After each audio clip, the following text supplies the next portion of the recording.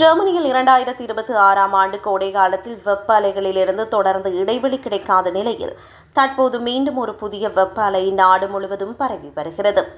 German வானிலை ஆய்வு மையம் வெளியிட்டுள்ள எச்சரிக்கையின்படி நாட்டின் பல பகுதிகளில் நேற்று முதல் வெப்பம் படிப்படியாக அதிகரிக்க தொடங்கியுள்ளது. வடக்கு ஜெர்மனியின் சில பகுதிகளில் மேகமூட்டம் காணப்பட்டாலும் வெப்பநிலை 30 முதல் 37 பாகை செல்சியஸ் வரை பதிவாகும் என்பதால் மக்கள் கடுமையான நெருக்கடியை உணர்வார்கள். இந்த வெப்ப அலை இன்று தனது உச்சத்தை எட்டும் என்று வானிலை ஆய்வாளர்கள் எச்சரித்துள்ளனர். நாட்டின் பெரும்பாலான பகுதிகளில் 31 முதல் 38 பாகை வரை வெப்பநிலை பதிவாகக்கூடும் என்றும் மேற்கு மற்றும் தென்மேற்கு பகுதிகளில் 39 பாகை வரை வெயில் அடிக்க வாய்ப்புள்ளதாகவும் ஆய்வாளர் மார்கஸ் உபெல் தெரிவித்துள்ளார்.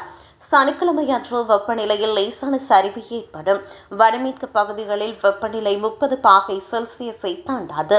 எனினும் கிழக்கு மற்றும் தெற்கு பகுதிகளில் மீண்டும் வெயில் அடித்து 30 முதல் 37 டிகிரி வெப்பம் வரை நிலவக்கூடும் என்பதால் வெள்ளிக்கிழமை மற்றும் சனிக்கிழமைகளில் வெப்ப எச்சரிக்கைகள் விடுக்கப்படலாம். ஞாயிற்றுக்கிழமை முதல் வெப்பம் குறைய தொடங்கும் அதே வேளையில் நாட்டின் பல பகுதிகளில் இடியுடன் கூடிய மழை மற்றும் புயல் ஆபத்து அதிகரிக்க வாய்ப்புள்ளது.